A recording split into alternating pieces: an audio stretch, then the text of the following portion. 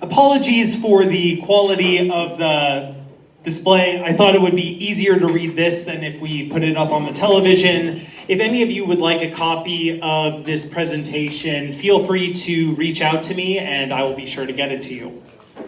So just a few things as far as what it is we are going to be looking at tonight.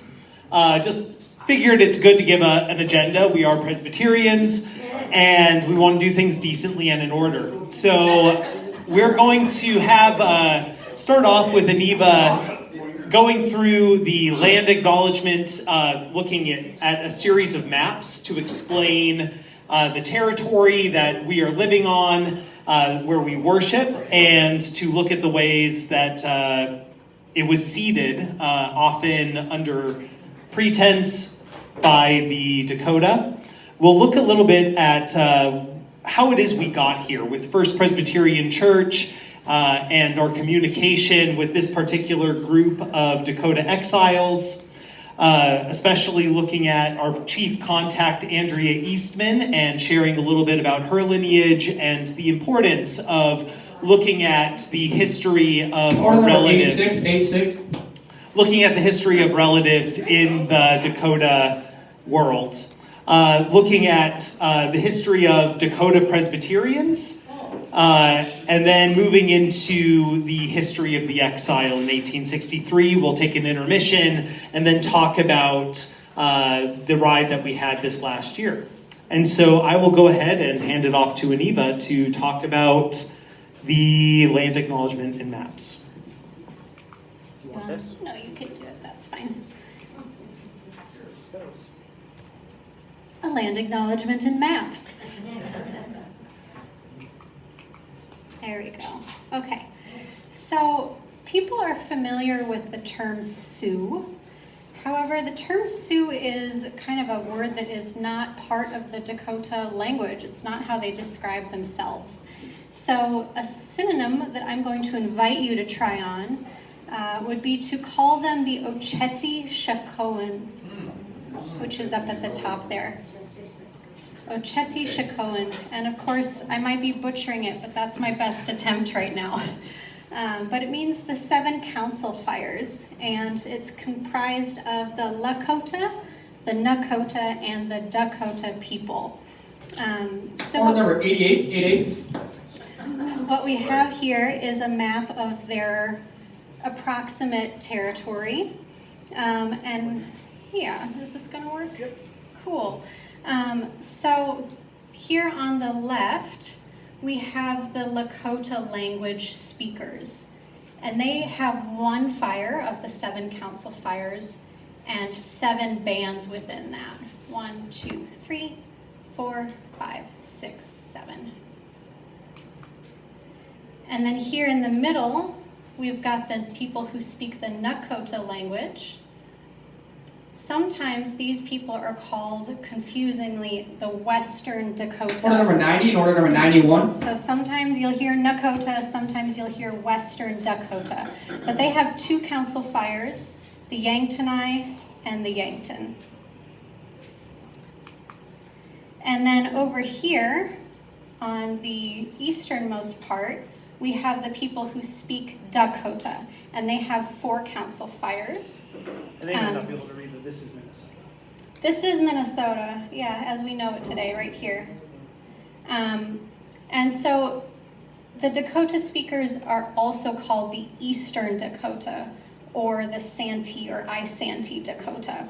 So just to recap here, we've got Lakota over here, Nakota or Western Dakota, Dakota or Eastern or I-Santee Dakota. So when we're talking about the history of the land that we're on, we're talking about the Dakota or the Eastern Santee, I-Santee people. And they have 4 council fires, Sisseton right here, Midwakaton, Wakpakut, and Wapaton. Combo number 90.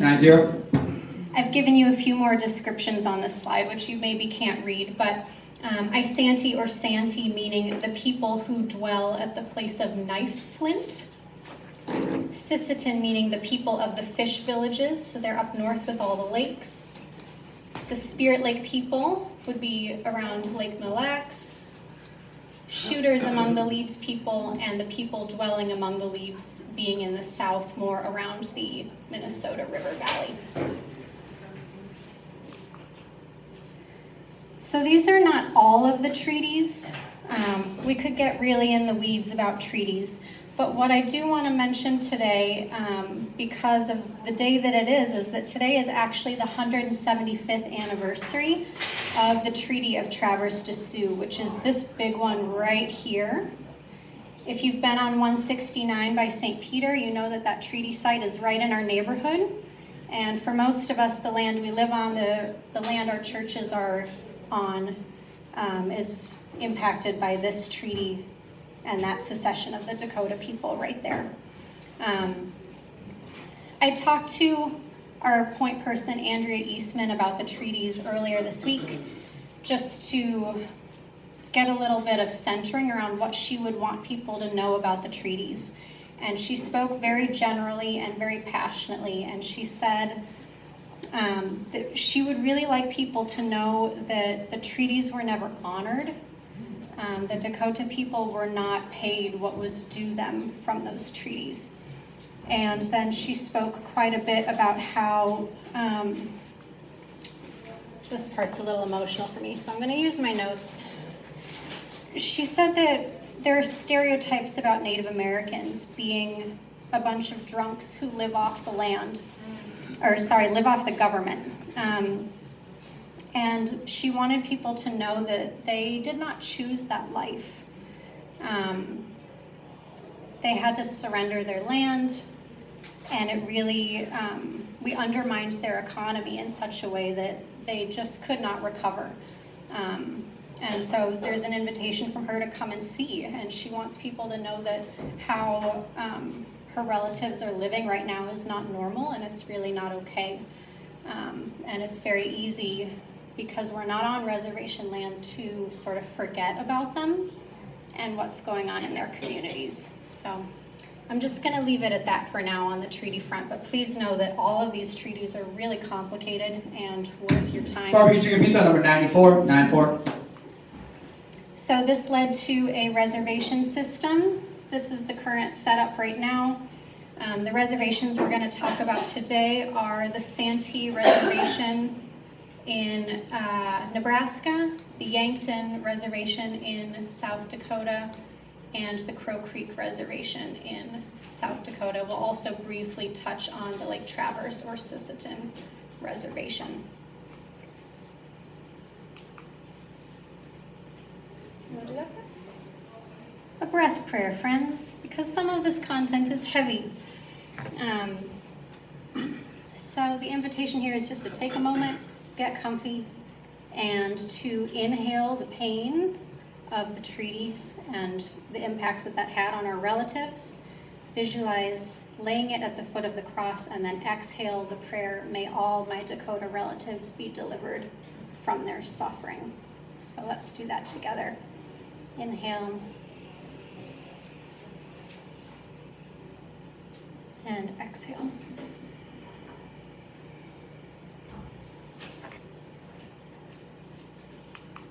Okay, so First Presbyterian Church of Mankato is on the land of the Oceti-Sakowin, or Seven Council Fires. More specifically, the land of the Eastern or Isanti or Santee Dakota, the people dwelling at the place of Knife Flint. More specifically still, the Wakpekut and Wakpetan Dakota, the shooters among the Leaves people and the people dwelling among the Leaves.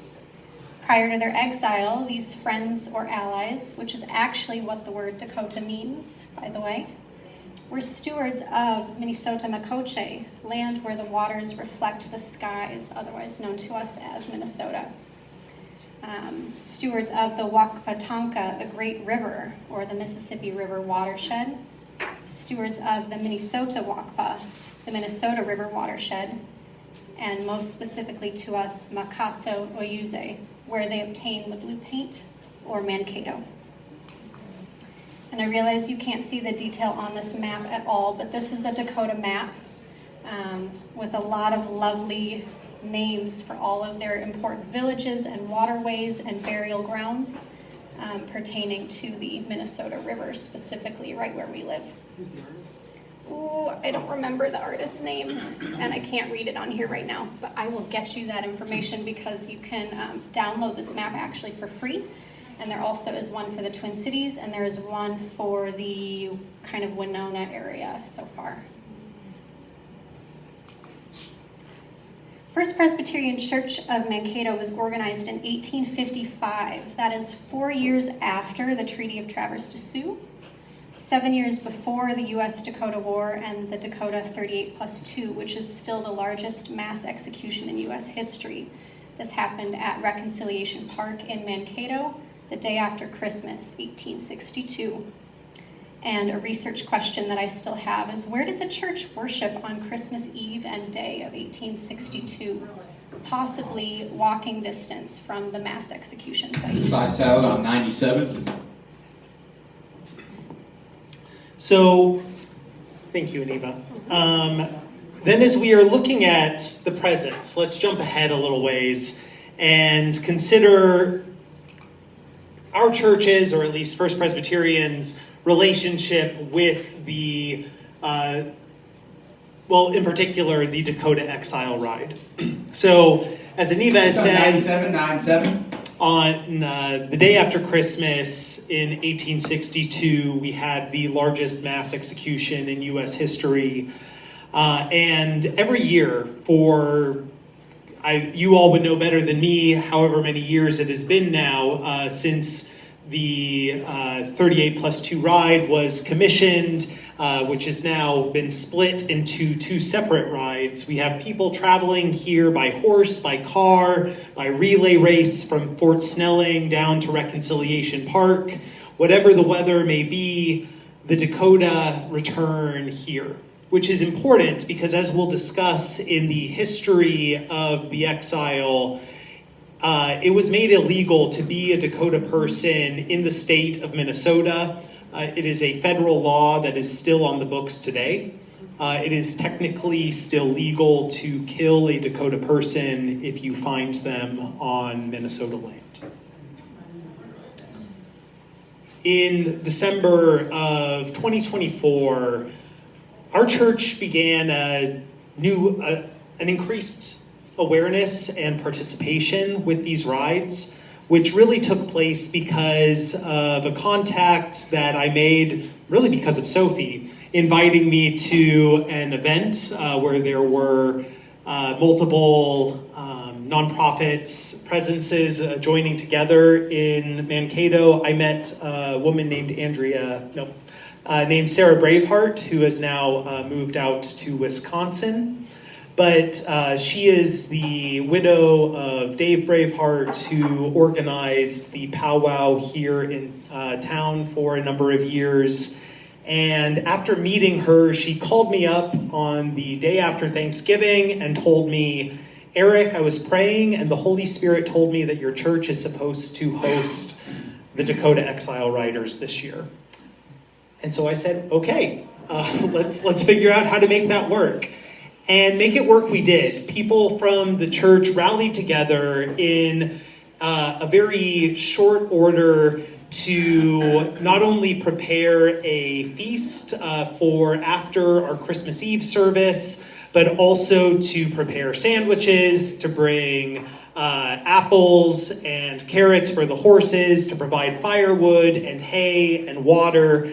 Over here we have Dan and Laura Zimmerly with Maggie, who provided a number of organic produce from from Cedar Crate Farms. We had people give us a good deal from Sleepy Eye Bison so that we could provide a bison stew. The recipe was given to us by one of Sean Sherman, the sous chefs. Gave us the recipe to make for this, and then we had a good amount of support from the St. Peter Food Co-op to give us as local of ingredients as we possibly could get, as many organic ingredients as we could get to make a good welcome. You have a number of people here. There's Carla and Erickson, Rick Kramlinger. There you are, Janet. Judy Arsdorf. We have Mary Topp here. And so we had a great turnout of people from the church to pull together in short order to offer welcome. And we also created some really horrendous fry bread. But we won't dwell on that. We ended up hosting again in 2025, and we responded to a request that was made by the writers in the when they came out in 2024, where they said, we would really want more people from your church to be present for this feast. And people responded. We ended up having about 100 people join us on Christmas Eve following our worship service for a really joyous celebration. There were drums sounding in the lower level of the church. And as we were enjoying each other's company and watching children run around with one another, our really strong contact in Andrea Eastman invited Aniva and me to join in the next ride that they were doing, the Grandmother's Ride, which is something we'll explain that term a little bit more as we talk about the exile. But it was an invitation to be in the first leg of this ride that was for the 150th or 75th? 150th anniversary of the Battle of Little Bighorn or Greasy Grass, where this group of riders made the longest ride that they have made yet, over 600 miles from Santee, Nebraska to Montana. So I'll go ahead and hand it over to Aniva, if that works, to talk about Andrea. This is Andrea. Andrea lives on the Sisseton or Lake Traverse Reservation in South Dakota. That was that one that looks like a triangle. She's at least fifth generation member of a very prominent Dakota family. She is a protector of Dakota Lifeways. Her job right now, she drives all over many, many states looking for artifacts that can help protect land from things like oil pipelines and data centers is what she's up to. She also is a mother. She's a fearsome auntie. You do not cross her. She's a horse lover, an artist, and also a Presbyterian. And like Eric's been saying, she's really our cross-cultural bridge builder and organizer and our primary point of contact with the Dakota Exiles Ride. Her favorite beverage is a London Fog. What is it? A London Fog. It's like a tea latte, yeah. So this is Andrea's great-great-grandfather. I am not going to butcher his name right now, so I will just call him Jacob Eastman. But he was a Wahpeton, Dakota, born in 1825 in the Redwood Falls area, which is the Lower Sioux Agency. He converted to Christianity, and following the U.S.-Dakota War, he was sentenced to death, pardoned by Lincoln, and then exiled with all of his people. And then this is his son, John Eastman, so Andrea's great-grandfather, born in 1849. He is the founder of First Presbyterian Church Flandreau, which was one of the very first Indian churches in South Dakota after the exile, and he served at that church for 30 years. And this is that church. So you'll see it has a Dakota name and then Riverbend Church in English, organized by the Dakota Indian Presbytery in 1869 with 47 members. And then they had a name change to First Presbyterian Church. It is the oldest continuously used church in the state of South Dakota.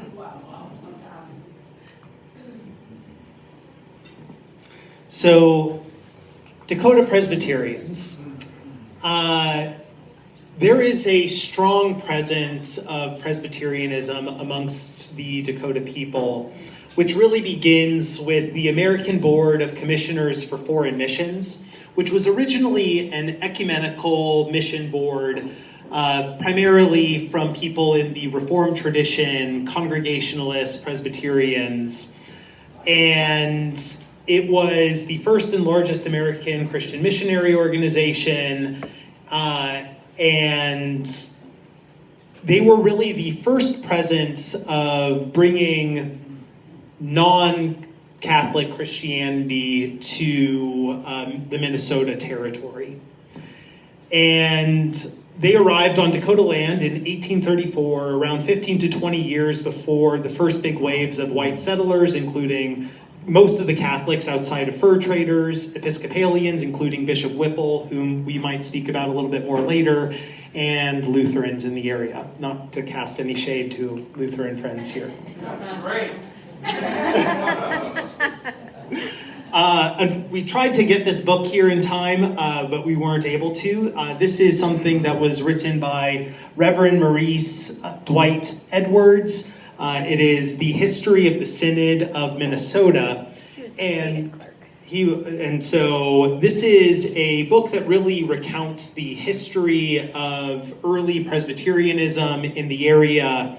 And one of the things that we were intrigued to learn in reading through this text is that in many ways, the founding of Presbyterianism in our state, before it was a state, was predicated around building a relationship with the Dakota people, some of it for good, some of it for bad, as we will see. But this is a line from this text. Thus, all of these early missionaries who had belonged to other denominations or were unordained were one by one received into the ministry of the Presbyterian Church. This tended to make the work of the mission homogeneous, thank you, and more effective. It also laid a solid foundation for the Presbyterian Church of the future state. So this is something that, again, is a little hard to read. This is from a Minnesota Historical Society placard. I don't remember where this one's from. Bloomington. But wherever you see these little crosses are a place of a mission. Largely, they are from this American board, and thus have all of them are, and they all have Presbyterian sort of origins. So obviously, this is the Minnesota River, we have Mankato down here, Bedote, Fort Snelling. And so just to see really along the river valleys and the development of some of the important cities and towns of that era. But there is a complex legacy to the history of the Presbyterian missions on Dakota land. Of course, there is the ongoing felt trauma of religious conversion, forced economic and cultural assimilation, especially in the realm of some of what Anivo was alluding to in the history of the treaties, all of which were not honored, but all of the treaties grew out of a place of a changed reality for the Dakota people as their economy, the use of their land was essentially was obliterated for them. Whereas they had depended on hunting and gathering and a gift-giving economy, white settlers brought in and enforced farming practices that destroyed hunting land and brought about a sort of ownership of, privatized land and privatized wealth, which did not mesh with how Dakota practice was in effect. However, at the same time, the Presbyterian missionaries were the ones who developed the Dakota alphabet and produced a dictionary, a Bible, a hymn book, a school book, and really is what is essential now for preserving the Dakota language, which otherwise almost assuredly would have been lost. Initially, the Presbyterian missionaries allowed for the Dakota men to preach in their own language, but then subsequently ended up forbidding the use of Dakota language in their schools. So again, a mixed bag. They provided medical care, including training people or serving as medics during the U.S. Dakota War for the Dakota people. They were involved in the translation and interpretation efforts for all of the treaties, often doing what they could to advocate for the Dakota people in the midst of the unfair treaties. There was one of the missionaries specifically serving for as a translator for the Traverse the Sioux Treaty, as we just talked about. And then also, they were some of the first churches that allowed for both Dakota and white members to belong to the same churches with one another. Moving forward, the Synod, which again was really organized for the sake of building relationship with the Dakota people, ended up taking a stance against additional Dakota displacements as the exile was commencing. They advocated for citizenship, at least for civilized Dakota within the state of Minnesota. Read Christianized Dakota within the state of Minnesota. Dakota Christians ended up seeing the Presbyterian missionaries in enough of a favorable light that they aided and protected the missionaries during the U.S.-Dakota War. But there were also the chaplain for General Sibley, who was also a Presbyterian, was one of the Presbyterian missionaries.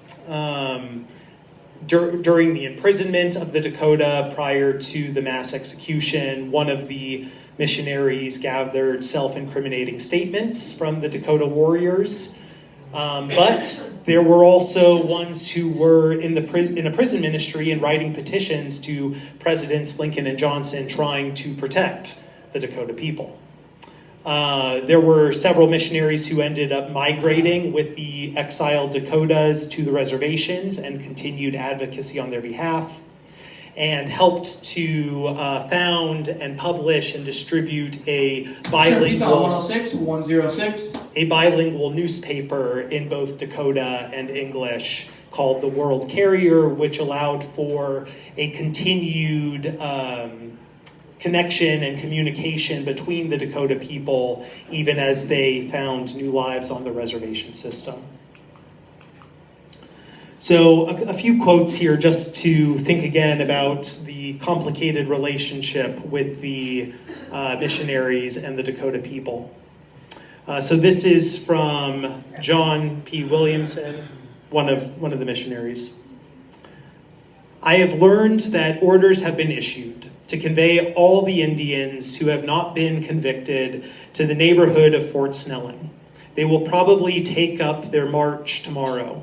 The men who have been convicted are to be taken to Mankato, for what disposal is not made known. It is a sad sight to see so many women and children marching off, not knowing whether they will ever see their husbands or fathers again. And also a quote from Reverend Thomas Williamson to Reverend Stephen Riggs. And so this is immediately preceding the execution. So this is all just a month before the execution on November 24th. I am satisfied in my own mind, from the slight evidence on which these are condemned, that there are many others in that prison house who ought not be there, and that the honor of our government and the welfare of the people of Minnesota, as well as that of all the Indians, requires a new trial before unprejudiced judges.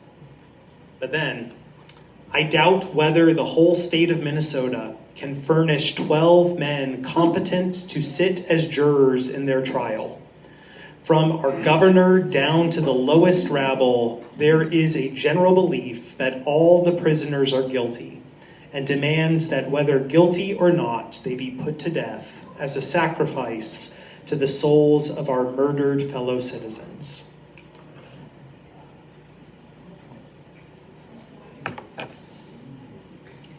Okay.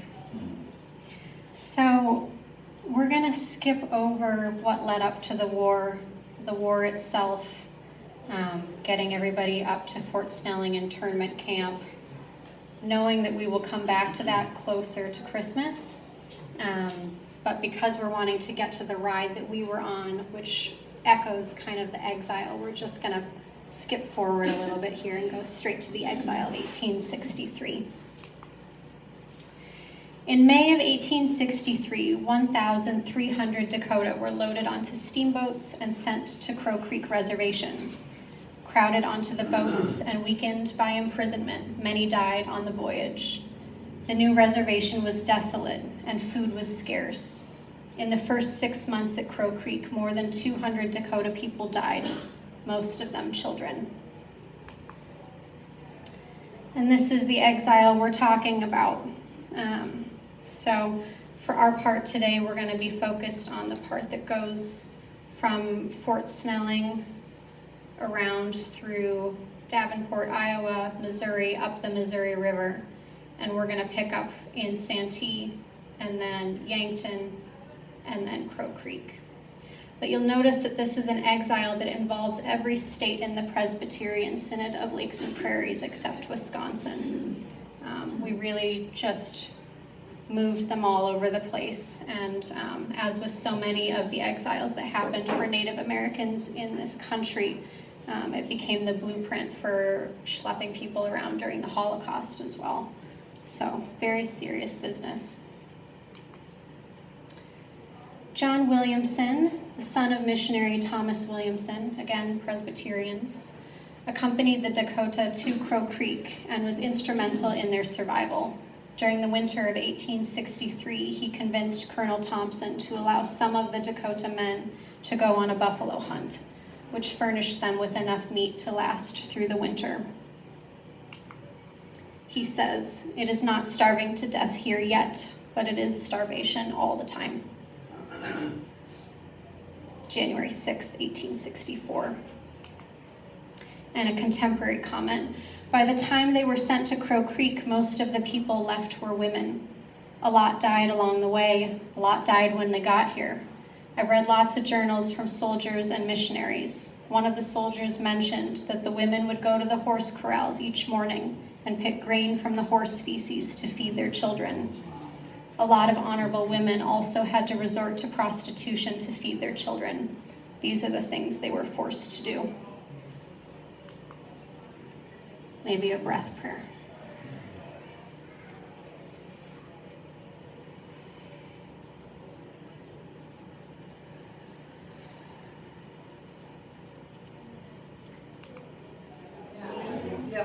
So we had mentioned the idea of the grandmother's ride, and having just heard about the history of the exile, it's important to understand the sort of language and the mentality of relationship within Dakota culture. So when there is a discussion of relationship, it is all described in familial terms. And so when you think about the majority of the people who ended up being exiled with the execution of so many of the men and the imprisonment, there were a number of, so really we are thinking about the hardship of the women, the grandmothers, the women who came before the current generation of Dakota people who were sent on this journey of exile, who lost a large number of their children in the process, who faced horrific atrocities, being sent on riverboats, being subjected to the predatory practices of Union soldiers. And so every year, the group of Dakota that we are connected with, the Santee Dakota, who lead the Dakota Exile Ride, they engage every year on this ride, starting in Santee, Nebraska, and then crossing over the Missouri River, thank you, and then riding up this way until they reach the Crow Creek Reservation. So I guess it's important to note that when we're talking about a horse ride, what is taking place is, maybe that's on this next slide here, Maybe not. Okay, well, so when we're talking about the horse ride, we are looking at between 3 and 8 during at least the time that we were on the ride, people on horseback going for about 8 miles.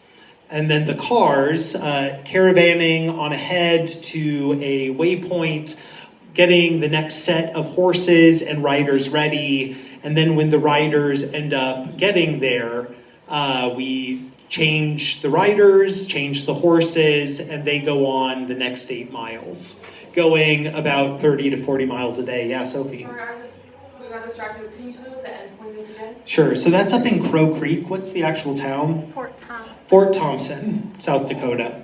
And it's significant because it's... Well, it's because it's just going to the end point of this leg of the exile. So the kind of the northernmost reservation of this particular exile. Good question. And the purpose of these rides are not merely to memorialize or to bring attention. There are various reasons that people do choose to ride, but it is an act of prayer. This is a worshipful ceremony where there is this mentality that, we'll talk a little bit more about the number 4 later, but 4 is an important numerological number in Dakota, where there's the 4 stages of life, there are 4 cardinal directions, things like this. But in this instance, most humans interact in 4-directional space. North, south, east, and west within Dakota thought. But when you are riding on a horse, you are accessing another dimension where you are connected both with your prayers to the ground, to the earth, and with your prayers reaching up to the skies. And so by riding on a horse, or what they would describe as praying with the horse nation, you are accessing a different kind of dimensional level to your prayers. And so this is they carry a staff with them of a woman without a face, because it represents all of the women. It could be anyone. And it is like carrying the prayers of the people with them. And it is a way of remembering, it is a way of honoring, it is a way of praying that this would not happen again. So that is the nature of the ride. And I'll let Aniva, I'll give her the hard task of talking about the Santee Reservation today. So we started in Santee. So I wanted you to know some things about Santee today, because 6 months ago, someone in Mankato in an online forum said that everyone was rolling in casino money, which is simply not true. So I want to give you a picture of what's going on here. So this is from the Comprehensive Economic Development Strategy last year, 2025 through 2030. I've got the US statistic in parentheses for comparison. So Santee Reservation has 974 people and growing. 850 to 900 of them are enrolled tribal members. It is a group of people that is largely American Indian, 77%, and 18% white. So if you step onto that land, you will be a minority, which is something we all should experience from time to time. People there are disproportionately young. 39% minors compared to the US average of 22%. 11% elders compared to the US average of 17%, and a median age of 26 to 27 versus the US average of 38. Graduation rate for high school is currently 72% and rising compared to 88 in the country as a whole. Bachelor's degree or higher, 11% versus 35. Household size 3.3 as opposed to the US 2.5. Over half of these homes have minors, and 35% are single parent households compared to 25% for the country as a whole. For housing, there's a high percentage of homes that lack full plumbing. There are severe housing shortages and long wait lists. Over a third of homes are overcrowded, with high reliance on HUD programs and grants to build new housing. The primary access road to Santee is often closed in the winter and in wet weather. The residential roads are in disrepair. They have inadequate and failing water and sewage services and inadequate cell phone and internet service. There's also a severe job shortage. There are simply not enough jobs in the area for the number of young people that they have. And also think about that access road being closed. Where are you gonna go to find work? So unemployment is at 14% compared to the US average of 3 to 4%. Poverty is at 24% versus 12% for the US. Household income, $55,000 versus $75,000. Per capita income, $24,000, which is about half of the US. Nearly half of households receive some kind of public assistance like SNAP food aid. And then for health, we have high rates of diabetes, obesity, heart disease, mental health disorders, domestic violence, youth suicide, substance use, including alcohol, opioids and fentanyl and meth, and overdose-related deaths. Their primary care clinic is understaffed. They have limited counseling services, no addiction treatment, detox, or rehab centers. If you need a specialty service or a hospital, it'll be over an hour away. And as a result of all of this, the life expectancy is 10 to 15 years shorter than the US average.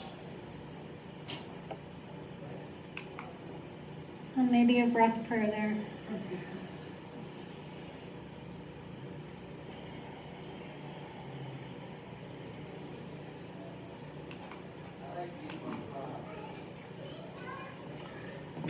So, for the ride that we went on in May, we pretty much left from church on a Sunday and drove off not knowing exactly where we were going, just that we knew that we would call Andrea partway along the way and she would tell us where we were staying. She told me to pack a skirt. That was it. So while we had no cell service, Aniva was able to, I think on, Facebook Messenger, find a way to reach out to her, and we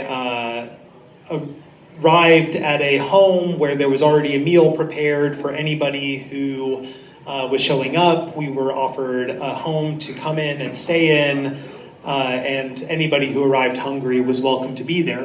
But it should be noted that when we arrived, it was uncomfortable. Many of the people that we ended up interacting with on the ride have never really had a meaningful conversation with a white person. So the next day, as we were preparing to go off on the ride, we went from Santee, Nebraska to Greenwood, South Dakota. So some important people. Elder Jimmy Hallam, you may recognize him. He has spoken at our last Christmas Eve service. He is really the elder and the head of the family of all the people that we've met in Santee. And so this is sort of a broad family unit, both by blood and by adoption. Adoption ceremony is pretty central in Dakota culture, and I would highly recommend reading, I didn't put this in here, a book by Chris Hocklatuby and Robbie Zacharias. So Chris Hocklatuby, for anybody who will ever go to Synod School, where we're going next week, he teaches a course there. He works for NATES, the North American Institute of Indigenous Theological Studies. He wrote a book this last year that was published called Reading the Bible on Turtle Island, which is one of the more common names for North America in indigenous circles. He talks about how the indigenous symbol of adoption could be a really beautiful way of overcoming some of the substitutionary atonement metaphors in Christian practice. Highly recommend reading the book. Sorry, that is a... The Presbyterians know, I like to digress. This is Jimmy's granddaughter, Pei, sitting on his back. He is carrying the staff that I described, the prayers of the people. As I said, we went for 30 to 40 miles a day, 7 to 8 mile legs, 4 to 5 legs a day. This was our campsite in Greengrass on the first night. Greenwood. So that is our little dinky backpacking tent next to a teepee, and Wild pony. Yeah, Joaquin, as we'll talk about later, who Maniva called Bruno Mars because that's who he looked like. He had a wild Mustang that he was trying to tame that couldn't be with the other horses, and he tied it very close to our tent. I was always a little nervous about that. Okay, so day 2, Greenwood to White Swan Recreation Center. This is moving from the Santee Reservation now onto the Yankton Reservation. And this is a video of Jimmy and so many young people.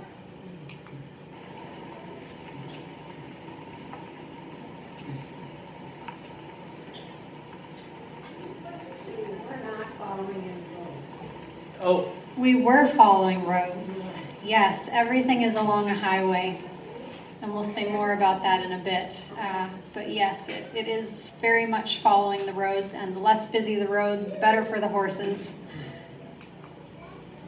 I'm gonna pause here and talk about love languages.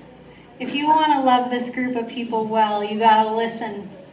If you can, you offer financial support because the need is never ending. They appreciate when you throw in a little elbow grease. Eric and I, on more than one occasion, were handling teepee poles, which we had no idea what to do with. We also, towards the latter portion of the trip, got charged with running off to go get water, which means we needed to know where they were going with no cell phone service to be able to reconnect. So yeah, putting in a little elbow grease. There's a huge love of coffee. There's a very strong culture of teasing each other. To the highway part, this happened after we left the ride, but on occasion, towns that they ride through can figure out a way to get road signs that say something like "Caution, Dakota riders ahead," and that is deeply appreciated. Along the highways, because the semis, if they don't slow down, can spook the horses and people can get thrown, and it's very dangerous. I do think there was one boy after we left. Oh, and also, yeah, even on our portion, someone fell. So that's kind of a big deal, and if people will slow down, that is deeply appreciated. Commemorative graphic tees also, it's like the culture. This shirt I got for free. On this night, everybody got one. So this is a Dakota talk radio station, but it's just like all graphic tees all the time. one of the things in the world of teasing, and I was often singled out as a holy man. A number of people called me father and then called Aniva sister, and they were confused about that relationship too. But in that teasing, something I was deeply appreciative of as we were working through some suspicion and confusion about why we were there, and as we were asking questions, Jimmy did invite for me to start each day with prayer as we led the horses out. And I think initially people were a little confused by that because who was I? But it became an important part of the ride with one another. So here we have some of the people. This is one of Jimmy's granddaughters. Oh, I'm forgetting. Nene. This is Silas, and this is B. B is a very thoughtful young man, one of the people who is going to become a leader someday with his people. He loves his heritage, he loves his family, and everything he does is well considered, and he was somebody that I knew instinctively that I could trust. This is one of the trailers that was carrying the horses, getting gas, and this is probably us just stopped in one of the places along the way as we are getting ready for a new turnover of horses.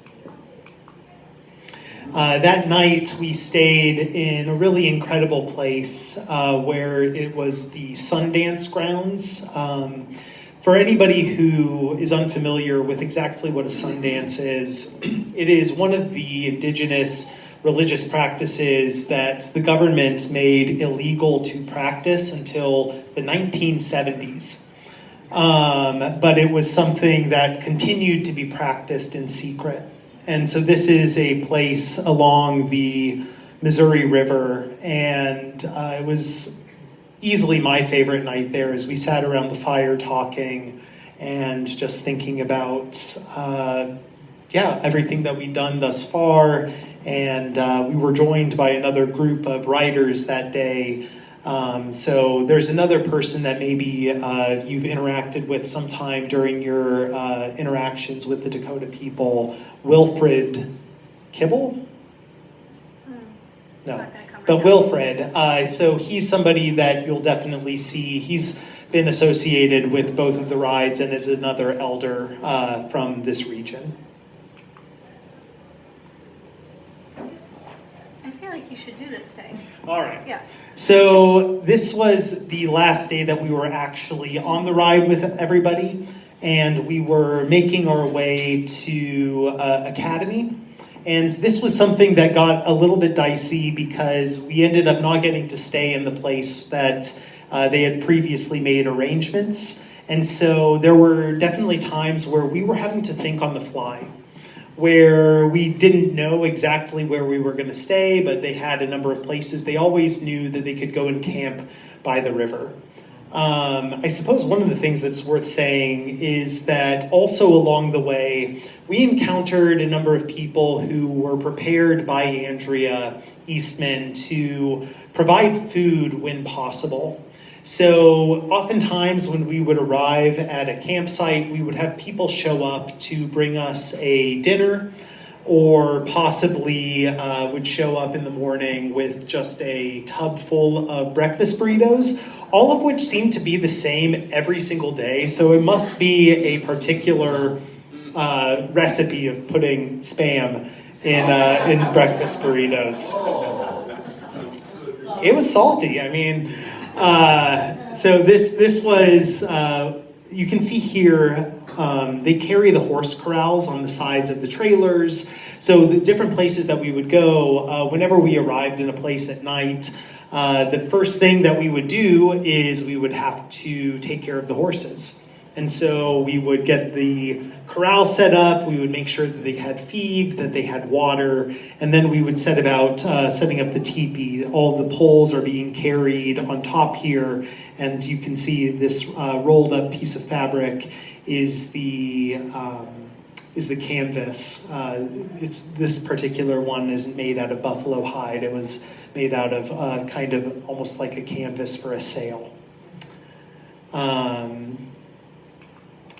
All right. So this is over the last throughout the week. There was in the teasing. People kept asking if I was going to get on a horse, and I kept saying, "Well, I'm here to ask questions. I'm here to observe with an open heart, with an open mind. I haven't been on a horse in like 25 years." That wasn't going to cut it.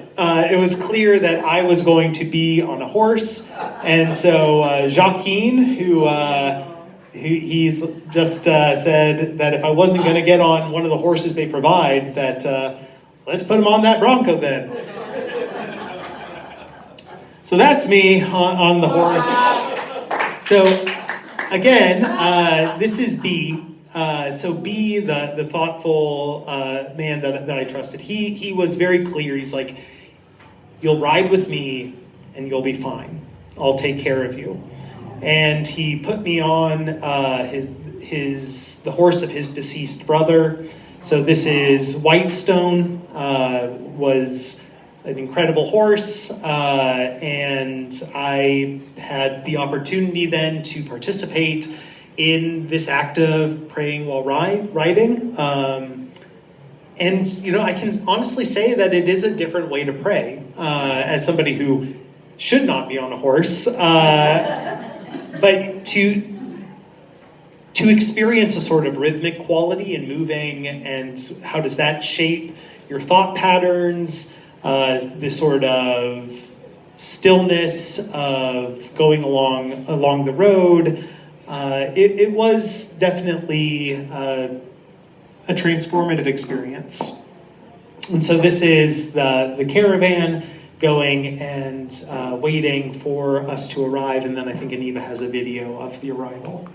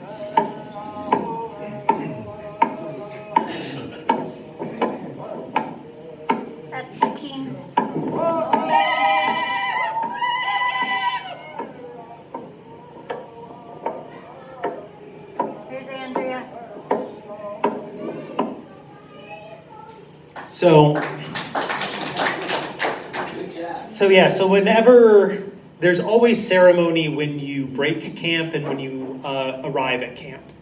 And so there's the singing in as the warriors ride off and as the warriors come in.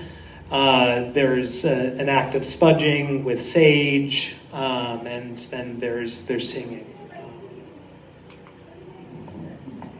I would add there that I don't know what the men's sound is called. The women's sound is called a lili. And something that I really appreciated with all of these coming and goings is that you start to recognize what people's calls sound like.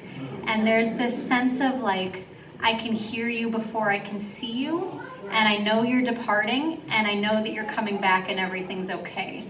And that to me was just a really beautiful thing. Like, I will know B's call anywhere. Any video I saw the whole month they were riding, I knew he was there, just because you start to know your people. This is after Eric got off the horse, and Jimmy was kind of testing Eric's horse handling abilities. So this is Jimmy saying, "Eric, put the horse in the trailer." And then Jimmy got some new information, and then he said, "Eric, take the horse back out of the trailer." And then this is our last night, like Eric said. you get to camp and you water your horses. So we took them all down to the river, get them a good long drink before you put them in the corrals. And one of the things that was impressive, so there were a number of infants who were on the ride, and most nights they would just take the infants and like put them on a horse. I mean, they'd hold them. But like from the very first, you just have young people who have horses, and they're comfortable, they know what they're doing, and it is second nature for caring for them and listening to them and living life with them. And then the next day we left, and it was really touching to have the sort of send-off that we did, where a number of people were wondering why we were leaving. And I'm like, well, I have to preach on Sunday. And they're like, well, why are you doing that? We finally got to them asking me questions in like the end of the week about like why I was doing what I was doing. But we were told, like we went around and everybody told us that we were family. And I'm not saying that to be self-aggrandizing, but because I think that it's important to think about when we start the discussion of what might lie ahead. So do you want to talk about this stuff, or do you want me to? Go for it. All right. So as we continue to think about just some practical things on the rides that we observed, so bathroom access, short supply, including some things that could be useful if we think about ways that we could support and equip rides in the future. Toilet paper, wet wipes, hand sanitizer, showers and shower supplies and toiletries. Showers. Or just Shower showers in general. access. Yeah, shower access. Yeah. Supplies for the weather. So we basically, every day after the first day, helped to, we were just giving out sunscreen. We needed it. They realized they would prefer it. Insect repellent and tick keys. I mean, you're riding through tall grass, you're on horses, there are ticks everywhere.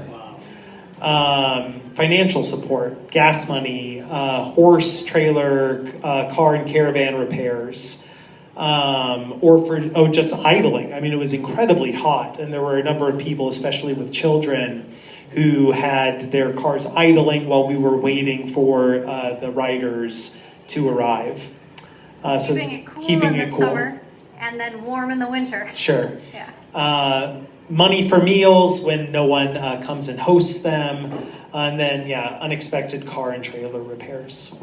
So then, as we're winding this all down, I think it's important that we think about next steps. And this is especially something, as talking to members of First Pres, that I would love to include other churches in this, because as we've already talked about, all of us are worshiping on land that was owned by the Dakota.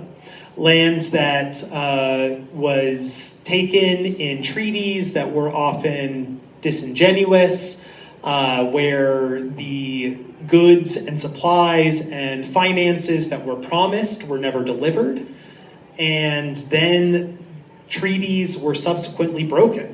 What good is it making a treaty about you stay in this land if then you come back and say, no, actually, we're taking this land too? And so this is where I return to the idea of the importance of the number 4. When commitments are made, when, we'll just say in kind of our language, when ministerial efforts are undertaken, they aren't seen as something that needs to be done in perpetuity. It's not always bigger and better and perpetual growth, but rather we're doing this for this period of time that we're committing to it. And the primary number that is used is the number 4. And so one of the things that at least Aniva and I are committing to is 4 years of commitment to this particular ride that we were on.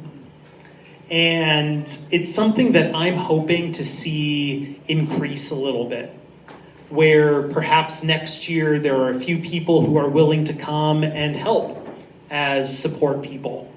Or maybe you're somebody who can help alleviate some of the need for a rider on every leg. Or you're somebody who is willing to help gather supplies to go and to help support these endeavors. So that's one of the ideas. As Aniva has talked about, this being the anniversary of the Traverse des Sioux treaty, there is going to be a guided tour at the treaty site on August 22nd. And anybody who would like to join us, we should be able to pack out a tour group and get some information from the people who are there. So that, getting more information, learning more, that is something that all of the Dakota are asking for us to do. Perhaps we could volunteer as a group or attend at least the annual traditional Makato Wakipi, the powwow. Was that? Wasipi. So Friday, and that'll be Friday, September 18th through Sunday, September 20th. Indigenous Peoples Day in 2026 is Monday, October 12th. Is there something that we could do then?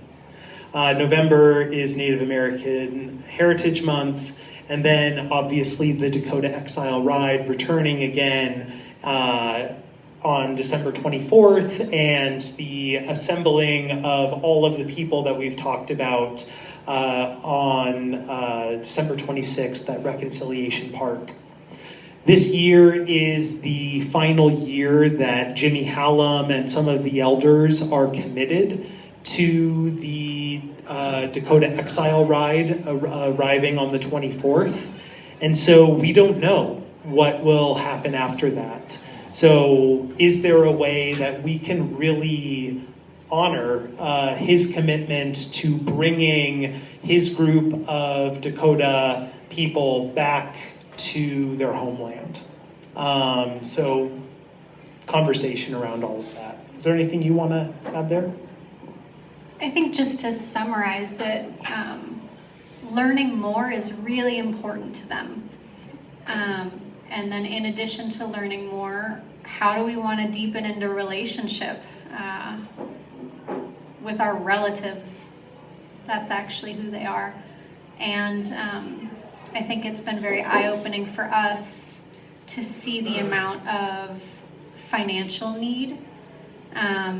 Jimmy didn't take this car on the ride, he took a truck, but within a week of getting back, one of his vehicles caught fire. Andrea's car had something go wrong with the transmission a week after she got back. She drives all over the states doing this work, and she didn't know how she was going to get from point A to point B on her job. So the financial need is sort of endless, really.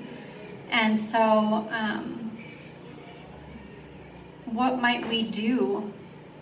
How can we build out a broad base for the kind of work that we might feel called to do? And then I think just sort of above and beyond, or above all of it really, just respecting their sovereignty as a nation and letting them tell us what they need, and then seeing if we can rise to that challenge somehow. Feels really important. One of the things out of the research around the history of the synod that we are in, I think that since it sort of emerged and had its initial identity in supporting Dakota language preservation, is there a way, Beth, that our presbytery, that our synod could be involved in efforts to help preserve and educate in the Dakota language? This is a struggle and an essential aspect of the Dakota people retaining their culture and their identity. And there simply are not enough resources to ensure that that work is accomplished. So are there ways that we can partner in that? Feels like perhaps a really obvious way that we could reach out to people who maybe even are a little suspicious, who wonder like, why are we putting this effort in? It's like, well, this is actually a really conservative choice. We're doing this because this is who we are. This is who we've always gathered around to be.